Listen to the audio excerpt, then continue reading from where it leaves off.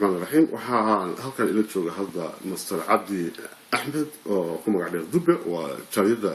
Denmark ayuu ka tirsan yahay magaalada Copenhagen wuxuu ku jiraa dadka active-ka oo waxna bartay shaqeeyana si joogta si kadisa ayaan ugu kulnay xaafadda Noorboqo magaalada Copenhagen caasimada waddanka Denmark wuxuu sheegay inuu safar degdeg ah u socdo waxaan weydiiyay markaas ujeedada safarkiisa aad baad u mahadsantahay Yuusuf Shiile aad baad u mahadsantahay wacdi maadaama tahay nin ka socdo bahda saxaafadda haddaan soo noqdo soo sheegaysay socdaalkayga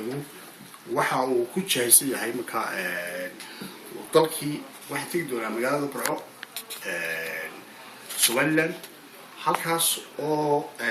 aan doonayo in aan free waxa la yiraahdo أنا مكتبين هكذا دقائق نوعاً كفليو وحن كسرة أما عن عشرات كهذا والحين لسني فاضمتش معله أو قرنيو يعني ضدك تغير مستحضة علمك مستحضة قوانت مستحضة كنت تخصصي وضدك الجول ضدك الجول لا لا سجال صلوا شوكتي سبتال ولا كفي لا يستي وضدك السوفيت يونيون ككوبراتي علمك استكاتريجا marka aqoontaas waa aqoon dadku aad iyo aad yani loogu baahan yahay waa baahi dalkii ka jirta anigu haddaan iska yar hadlo waxaan sanadkan ii dhamaaday assistant baan dhameeyay CEO Pluska assistant baan ku noqonay yani waxa weeyaan obgeooyinka ama waxyaabaha CEO Pluska la yiraahdo dadkan joogno obgeo waxa ka wada macnaha shaqada waxyaabaha qaban karo ee uu leeyahay xirfadda aan soo bartay 3 sano baan baranayay CEO Pluska waa kalkaaliye ayaan kalkaaliyaha ayaan u ahay CEO Pluska markaan uu meehi dhakhtar aqoon weyn u sirmalihi laakiin waxa doonayaa aqoonteeda yar gaaban iyo khibradda aan ka soo bartay marka xaruntan ku joogo inaan u gudbiyo dalkayga hooyo sababtoo waxa weeyaan waxaan garanayaa ogahay dadka maskaxda wax ka qaba maskaxdu waa nadweey waa nad waxa weeye wax qofka si dhib yar maskaxda ayaan waa muraad wax yar baa yani qofku sikin baa ayuu shoog geli karaa marka waxaan doonayaa dadkeenu fikir kale ka qaba dadka noocaas waa la karantiinaya si gaar ah loo dhaqmaa waxaan doonayaa marka fikirka khaladka ina bedelo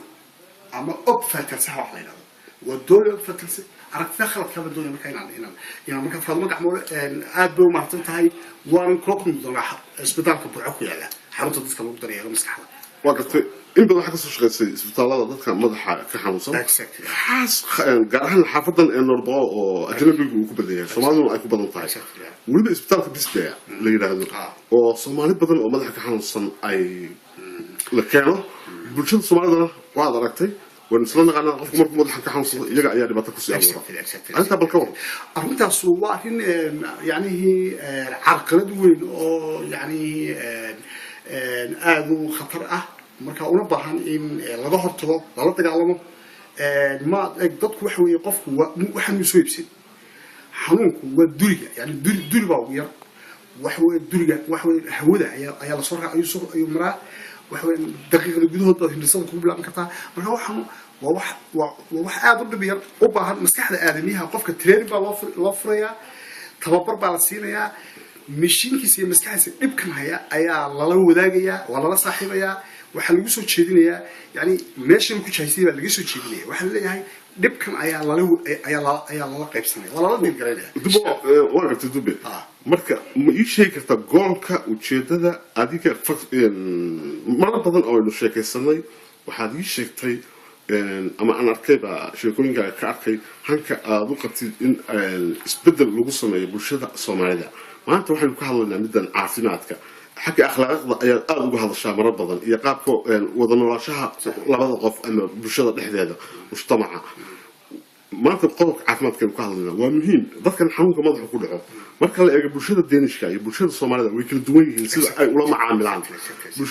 bulshada Soomaalida waxay caan ku tahay qofka inay barnaamijka ku sii kordhiyaan halka kuwa iska dejiyaan marka ra'yiga halkan ayaa la isku dayaysaa xaggana gaarsiisay exactly waxa weeye moolkayga iyo targetkayga waa marka laga tagaa dadka xanuunsan ee bulshada kale to exactly waxa weeye moolkayga soo dhaqmaan qofka xanuunsan waxa weeye arrinkaas waa arrinkan doonayo waa goolkan doonayaan dhaliyo la kaashado dhakhaatiirta maskaxda dalkeenu jooga sida dhakhtar weyn oo halkan ugu soo booqday oo Yusuf waa la kulantay oo la garanayo iyo qeybaha bulshada iyo marka waxweyn yani in la bedelo fikirka khaldan ee qofka lagu yani xanuunka lagu sikul acceleration baa lagu sameeyaa waxaan wax aad u dhib yar واحد ذاك يسمى قدام كذا تقدر بولا تقدر سومالي تقدر كونفورت سومالي تقدر ضد أنا واحد حرام ولا حراي ولا تكتجي مركا واحد في تشينيا إن بلينا واحد برتي أقومتها برتي أما عفوا حكينا سا إن حركها كتشرشران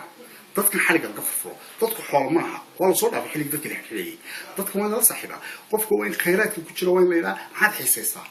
وحول قف وقف وقرا وحول فن كان يشتغل في فنان بوها سكول بودجنتي وحوين خيراتك كل آيات ترين بدي لو فريا كبده هذو حسيات جرام جول ما يبان لي ولا بال جدية يعني وحنا تذكر وحال لي هاي وحوين ضد ولا يكسب تجارية عبد أحمد دبي آدي أضبط ما صنتهاي أضبط ما صنتهاي بس يوسف وحكوت شيء صفر رأسا يوصل وضع آدي أضبط ما صنتهاي السلام عليكم أضبط لسان وما تنتي